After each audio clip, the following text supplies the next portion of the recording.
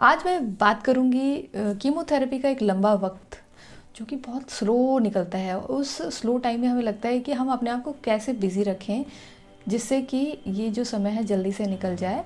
तो आज इसी टॉपिक पे मैं बात करूँगी आपसे। तो हेलो दोस्तों, मेरा नाम उपासना है। मैं एक ब्रेस्ट कैंसर सर्वाइवर हूँ और मुझे स्टेज 3 का ट्रिपल नेगेटिव ब्रेस्ट कैंसर हुआ था और अभी मुझे पूरे 3 साल कंप्लीट हो चुके हैं मेरे लास्ट ट्रीटमेंट से अब तक, और मैं आपके सामने हूँ, फिट हूँ, हेल्दी हूँ। तो बात करूँ कीमोथेरेपी के, वो समय जो बहुत लंबा चलता है। मेरा जो कीमोथेरेपी थी वो थोड़ी सी फास्ट थी। मींस मेरा हर कीमो 14 दिन के जो एक टाइम पीरियड था उसके अंदर होती थी। मतलब 14 डेज़ के बाद नेक्स्ट कीमो, फिर 14 डेज़ के बाद नेक्स्ट कीमो। बहुत से लोगों को 21 डेज़ का होता है और मुझे 2 ही पता है, और भी हो तो पता नहीं। तो मेरा जो था 14 डेज़ का होता था, तो मेरे टोटल 4 महीने लगे क्योंकि 8 कीमोथेरेपी मेरी थी। तो वो जब टाइम था 4 महीने का टाइम, एक एक दिन ऐसा स्लो हो रहा था। मुझे लग रहा था बस अब जल्दी सारे कीमोज़ कंप्लीट हों और मैं इस टाइम से निकल कर रिकवरी फेज़ पे आ जाऊँ। लेकिन वो जो टाइम है बहुत ऐसा लग रहा था, इतना स्लो टाइम जा रहा है यार, ये दिन से रात, रात से दिन क्यों नहीं हो रही है। ऐसा लगता था 24 आवर्स नहीं है, पता नहीं कितने बड़े बड़े दिन होते हैं। तो वो वक्त होता ही ऐसा है। तो अगर मैं अपना शुरुआत बताऊं तो शुरुआत में मैं सर्जरी के उसमें थी। मेरे पूरा इस एरिया में सर्जरी हो रखी थी। मेरा जस्ट कीमो से एक दिन पहले मेरा पोर्ट की सर्जरी हुई थी। तो मेरे सर्जरी के उन पेन से भी थी मैं, उनके इफ़ेक्ट से भी थी, और कीमोथेरेपी दे दी गई थी। तो मुझे सोने में भी अनकंफर्ट होता था। मैं एक साइड ही सो पाती थी अपने, जैसे इस साइड वाले एरिया को मैं ऐसे इस साइड करवट लेकर नहीं सो पाती थी। तो मैंने अपना कभी कभी जब मुझे बहुत ऐसे डिस्कम्फर्ट होता था कि नहीं मैं इस साइड नहीं सो सकती, मैं स्ट्रेट भी नहीं सो सकती हूँ, तो मैं हल्का सा यहाँ पे अपना पिलो लगाती थी, पिलो, जिससे कि इस एरिया को कोई इफ़ेक्ट ना हो। और हल्का सा थोड़ी देर के लिए मैं खुद को कंफर्ट करने के लिए मैं थोड़ा सा, जिस साइड सर्जरी हुई है, मैं थोड़ी देर के लिए खुद को कंफर्ट करने के लिए मैं उस साइड टेका लगा के कुछ देर के लिए, उसके बाद मैं फिर से अपने वही स्ट्रेट सोना है या लेफ़्ट साइड सोना है करके मैं सोती थी। तो ये तो थी सोने में प्रॉब्लम जो होती थी। और अच्छे से नींद कैसे आ जाए, बहुत रिलैक्स नींद आ जाए, ऐसे नहीं कि बीच बीच में आपकी आँख खुल रही है, आपकी नींद ख़राब हो रही है, आप बहुत अनईज़ी से सो रहे हैं, ऐसे रिलैक्स नहीं सो रहे हैं कि आप रात को सोएं और सुबह ही उठें। तो उसके लिए मैं वॉक करती थी। मैं 1 घंटा पूरा वॉक करती थी खाना खाने के बाद शाम को। तो उससे क्या होता था, मेरा शरीर थोड़ा थक सा जाता था, तो मैं रिलैक्स होके सो जाती थी। और जो बाकी के जो इफ़ेक्ट्स थे वो धीरे हावी हो रहे थे, लेकिन उनके लिए उनसे भी निकला जा रहा था, खुद अपने आप को समझकर, खुद के शरीर को समझकर, कुछ अपने आइडियाज़ लगा के कि मैं कैसे अपने आप को कंफर्ट कर सकती हूँ, खुद को कैसे बिज़ी रख सकती हूँ। तो मेरा जो तरीका था वो था ये कि मैं कुछ ऐसी मोटिवेशनल, शुरुआत में मैंने 1 डेढ़ महीना जो मेरा ट्रीटमेंट का शुरुआती दौर था, उस वक्त क्या होता है, आपको वो जो डर होता है वो, क्योंकि आपसे जो भी लोग बात करते होते हैं उनके पास खबरें ही ऐसी होती हैं, क्योंकि सर्वाइवल स्टोरीज़ कौन ही याद रखेगा, किसी को इंटरेस्ट भी नहीं होता है। हम भी वही, हमारे दिमाग में भी वही बातें होती हैं, जैसे कोई अरे उनकी डेथ हो गई है, कैसे हुई डेथ, उनको कैंसर था। तो हमारे दिमाग में भी ऐसे ही दिमाग में बातें, हाँ मतलब एक स्टिक कर जाती हैं चीज़ें कि उनकी डेथ इस वजह से हुई है। कोई सर्वाइवल स्टोरी क्यों याद रखेगा, उसमें कोई ऐसी कोई ख़ास बात है ही नहीं।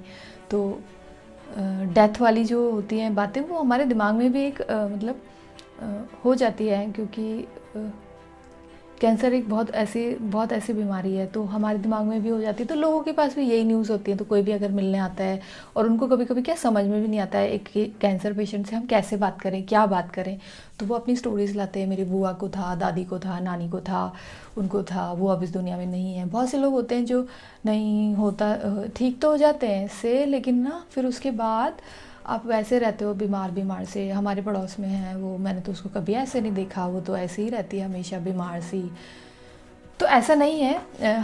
हर इंसान की बॉडी, उसका रहने का ढंग, उसके पारिवारिक माहौल पे डिपेंड करता है कि इंसान कैंसर के बाद कैसा रह रहा है। मतलब अगर उसका परिवार उसको बहुत सपोर्टिव है, उसको इमोशनली उससे जुड़ा हुआ है, तो वो अच्छे से एनर्जेटिक होकर अपने आप को भी थोड़ा सा मोटिवेट करके इस सिचुएशन से निकल के एक हेल्दी लाइफ जी सकता है। लेकिन बहुत से घरों के माहौल ऐसे होते हैं जो एक बार कैंसर होने के बाद ताने सुनने को मिलते हैं आस पड़ोस से या किसी से भी। तो और बहुत से लोग कमज़ोर इमोशंस के भी होते हैं, जो एक बार बीमारी होने के बाद खुद को ही दोषी ठहराते रहते हैं, मुझे क्यों हुआ, मुझे क्यों हुआ।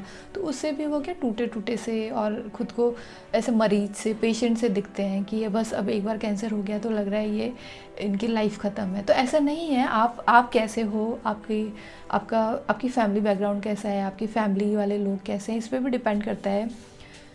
तो ये भी एक बात होती है, खुद को पॉजिटिव रखने के लिए खुद में ही रहें। आप दूसरों को क्यों अपने सुख का कारण या आपकी खुशियों का कारण बनने दें। आपके खुशी का कारण आप खुद ही हैं। आप खुद को खुश खुद ही रखें, किसी और को कारण ना बनने दें कि वो मेरी खुशियों को पूरा करेगा या करेगी। आप खुद ही ऑब्ज़र्व करें दुनिया को, प्रकृति को, लोगों को, और खुद में ही खुश रहें। मेरा जो टाइम स्पेंड करने का जो मेरा तरीका था वो था, मैं बहुत मोटिवेशनल वीडियोस देखती थी। तो कुछ शुरुआत में तो मैं भी लाइफ की फंडा समझने की कोशिश करती थी, क्या जीवन है, मृत्यु क्या है, हम क्यों मरते हैं, बस इतनी सी मेरी लाइफ थी। मैं तो अभी इतनी एज की हूँ, मैंने तो कुछ भी नहीं देखा यार, वो उसने तो इतने पाप किए हुए हैं, वो तो अभी तक है, मैंने तो लाइफ में कभी किसी का दिल नहीं दुखाया, मेरे साथ ऐसा क्यों हुआ। ऐसे ऐसे जो जीवन के बहुत कठिन जो सवाल हैं उनके हम अर्थ ढूंढने की कोशिश करते हैं। और मैंने अपनी इतनी एज तक यही पाया है कि इनके अर्थ आप करीब करीब पहुंच जाते हैं, लेकिन फिर उन सवालों को फिर से उसी घेरे में आ जाते हैं। तो ज़्यादा इतने मतलब आप नहीं कर सकते, क्योंकि इतने बड़े बड़े महात्मा पैदा हुए हैं और इस दुनिया को छोड़कर गए हैं, वो हमें एक अर्थ समझा कर गए हैं। तो जीवन यही है, जीवन के बाद मृत्यु है। तो अगर आप इसको सही अर्थों में समझ पाएँ तो शरीर का ध्यान रखें। मन खुश है तभी शरीर स्वस्थ है, तो मन को खुश रखिए, शरीर को खुश रखिए। शुरुआत में मैंने बहुत ऐसे वीडियोस देख देख के थोड़ा सा तो कभी कभी तो ठीक अच्छा लगता था, लेकिन कभी कभी मैं डिप्रेशन में भी चली जाती थी, क्योंकि वो जो जीवन के जो अर्थ बहुत अंदरूनी वाले अर्थ होते हैं ना, उसमें क्या होता है पता नहीं, मैं डिप्रेस सी हो जाती थी थोड़ा कभी कभी। मतलब मुझे लगता था कुछ नहीं है, व्यर्थ है जीवन, तो कुछ भी नहीं है यार, सब आते हैं सब जाते हैं, तो इस जीवन का अर्थ ही क्या है। तो जब आप इस तरह की फंडा में उलझ जाते हैं ना, तो फिर पता नहीं, मुझे ऐसा लगा कि मैं थोड़ी डिप्रेस सी हो गई थी। उसके बाद मैंने अपने आप को फिर से रिवाइव किया कि मैं जैसी हूँ वैसे ही रहो।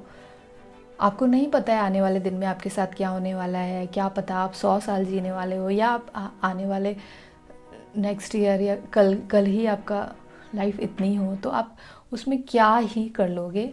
तो जैसे हो वैसे रहो, किसी का मन ना दुखाओ, किसी का दिल ना दुखाओ, और खुश रहो हमेशा। उसके बाद मैंने वो चीज़ें को स्टॉप किया, थोड़ा सा वो मोटिवेशन ये वो उनको थोड़ा स्टॉप किया। उसके बाद मैं जो मूवीज़ सीरीज़, क्योंकि उसमें क्या होता है, उसमें आपको एक अलग दुनिया दिखाई जाती है आपके इस समाज से हट के।